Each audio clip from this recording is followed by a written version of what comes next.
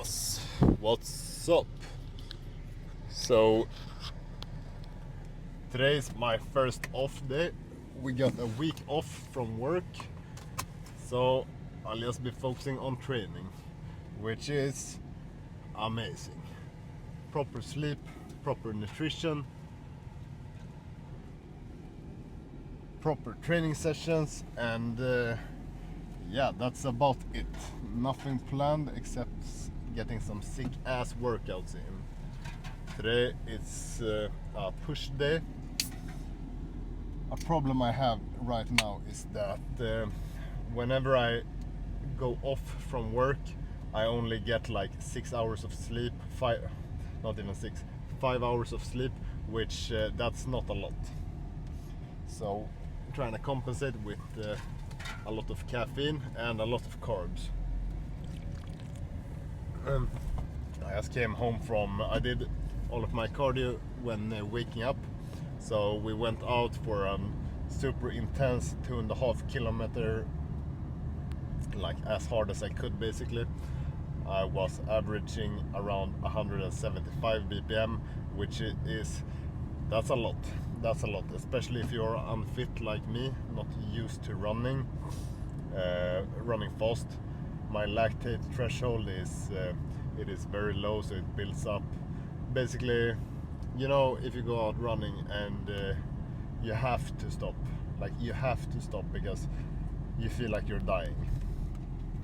That's why I ended my run, and then I went for a 5 kilometer walk and had some refill with some carbs, and now we're on the way to the gym. It is a push day.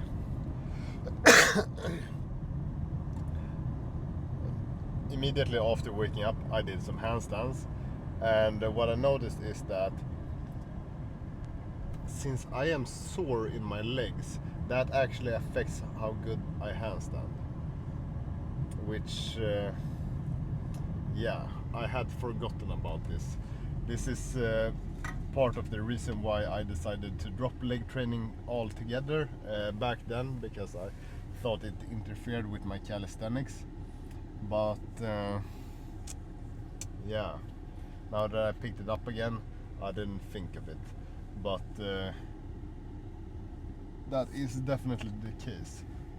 Training a muscle group as big as your legs, which is, yeah, like it's half your body. Imagine how much recovery that takes.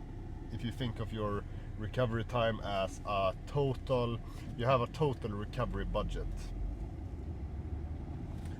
And either if you train nothing at all, you can train a lot of biceps, right? But if you also train every other single muscle in your body, you can't train and recover from as much biceps training. Makes sense? The same rules apply. If you train your entire body, you can't have as much upper body volume as if you were only training upper body, which is one of the reasons why most elite calisthenics guys do not train lower body, because it interferes with the recovery from the upper body. But I'm not most calisthenics elite guys. I want an athletic lower body. I want to be able to squat heavy. I want to be explosive. So I'm gonna do it my way and not think what other people do. I'm just gonna do my own race. Something that I realized is that I'm not sure what I really enjoy and what I could see myself do is freestyle calisthenics, which is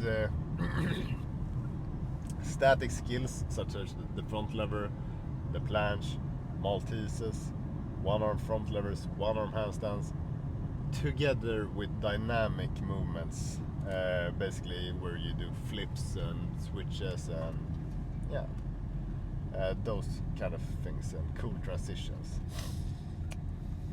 But many of those guys I don't resonate with them, or at least not with their social media personas, because I don't know, it just feels so superficial and so ego filled.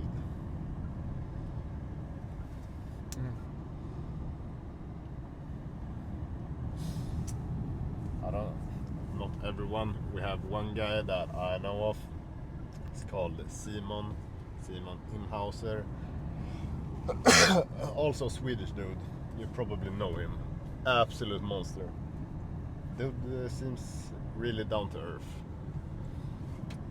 He does.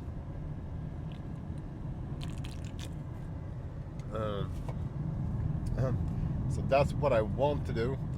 But you know, I also can imagine myself join a street lifting competition where I do muscle ups, 1 rep max, dips, pull-ups and squats. That's something I'd like to do. You know what else I would like to do? Join a bodybuilding competition where I have to get shredded to the bone and step on stage and pose with a sick ass tan, oiled up, looking like a statue, you know. And also, I could go for a marathon, a running marathon, a ski marathon, a swimming marathon, perhaps even a triathlon or an ultra marathon, because I just love training, you know. But first thing first, what I am gonna do is one thing at a time. I am headed to the gym right now to do handstand push-ups and 90-degree push-ups and handstand variations. That's it. I will go to a public gym where the music is so loud that I can't use the I can't film with audio because of copyright, so I'll put it on mute and I'll just film one set of each exercise, and then I'll see you in the car. Alright?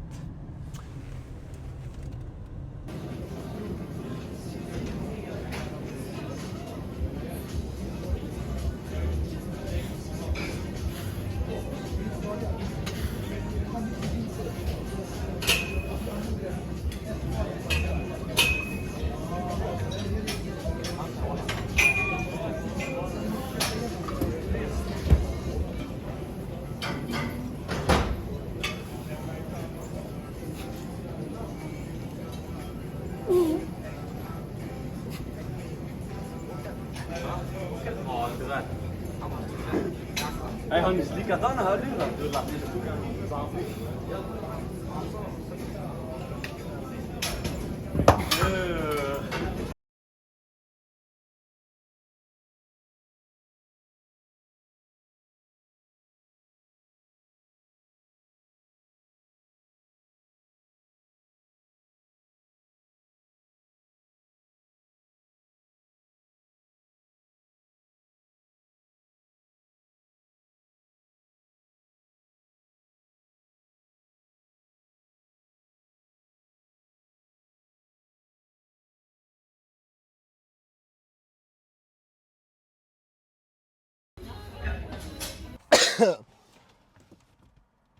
What's up? What's up? Okay, done with the session. It was a short and effective session. We did 3 sets of 90-degree push-ups. Almost did a 2. And then we did 4 or 5 sets of handstand push-ups. But I did not film. I filmed a few with my phone turned up. And one of them where I hit 3 repetitions. It wasn't clean, but it was 3 reps, which is huge. I haven't done that in a long time. But when I was about to watch back the material, guess what? iPhone storage full. Bruh.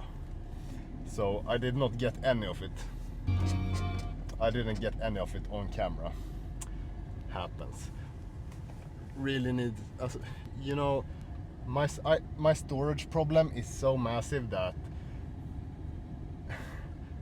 unless I have deleted all of, like for today for example, I have filmed the car talk on the way to the gym, all the material at the gym, and then this right now. I have to upload this to my what is it called, CapCut redigeringsprogram. I need to upload it. When I uploaded this material to CapCut, I need to delete all of the footage in my camera roll, and then I can edit the material, and then I can import it, I can export it again. Then I need to go into CapCut and delete all the footage before I can upload it to YouTube because of my storage issues. Like, it's so frustrating. So I really need to get all the material somewhere else, so I won't have this problem anymore. It's starting to get really frustrating to do this every single day for, yeah, now it's been a month almost. But you learn, you adapt. This is what I mean with it. The only thing that matters is that you start, and then you consistently do it with the intention of getting better over time, and getting better each time. And then it is inevitable that you are gonna get better, because you learn things as you go if you just put in the work and you just try to get better. It's just it's the same thing with training, and for like learning the handstand, for example, or learning the one-arm handstand, or the planche, or the front lever. You just gotta decide that this is something I want, and then you do it over and over and over again, and you do it every week for as long as it takes, with every session. No doubt in your head, just lock in, try to do it as good as you possibly can at that current time, and do that and repeat it, and you will you will unlock whatever it is you want to unlock. And it's the same thing with more or less everything in life: video games, relationships, money, work, you know, anything. I just happen to enjoy training, and what I want to do is learn the one-arm handstand. And you know, I'm not sure if I'm delusional, but it feels like I can already do the one-arm handstand. It has come to a point where I have had so many dreams of me holding the one-arm handstand, and so many like spontaneous thoughts like, oh, I think I figured out what I need to do the one-arm handstand. I think I can do it now. I think I can do it now, actually. If I just do this and manage to do it, I will actually hold it for 5 seconds. Like, that is almost daily. Like every day. Not every day, but yeah, it's almost daily. I just get this intrusive thought that like, okay, now I can one-arm handstand. And every time I try it, it's just, I can't, bro. I can't. It's hard. It's really hard.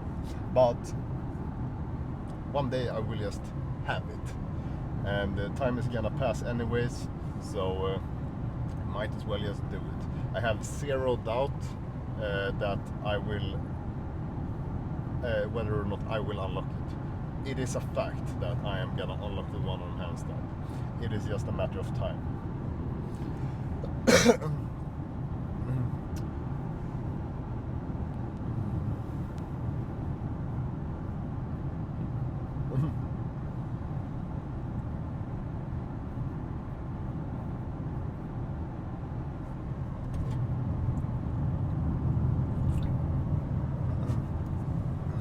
Yeah, I'm currently living on one hell of a budget. I need to eat for low amount of money, basically, because eating fitness foods, eating your protein, eating some vitamin and minerals, bro, it's expensive. And I don't have a lot of money. I have no sponsors, I have a low paying job, and I have an expensive ass apartment. So I'm eating really cheap right now, which I managed to get 50 pre-boiled eggs from work, which was a mythic pull. you can't imagine how happy I was.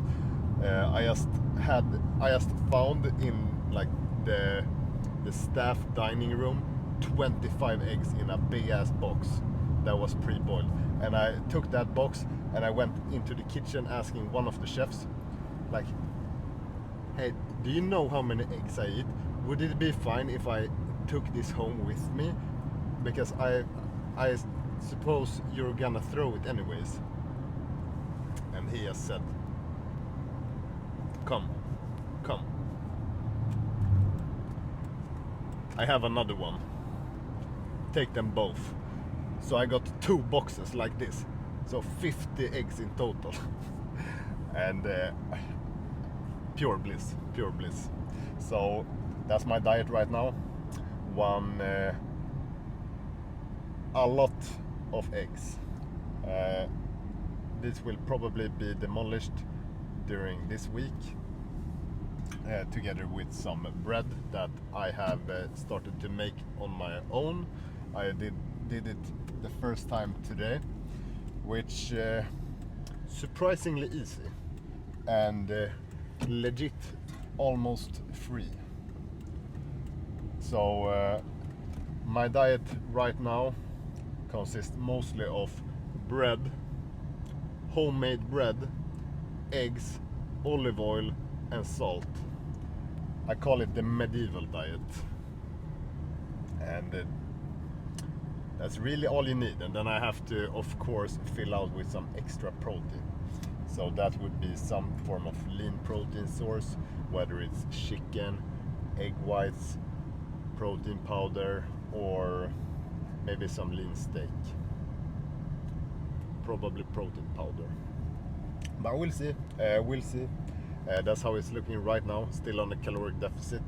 We are down. I weighed myself at 78.5 kilo this morning, which is officially 4 kilos since day 1 of Summershred, which that's huge. But it's mostly water weight, emptying the glycogen stores. So it is not fat. You're not able to lose 4 kilos of fat within a week, because 1 kilo of fat is approximately 7,000 calories, which would mean that if you were to lose 4 kilos of fat in 1 week, that's a calorie deficit of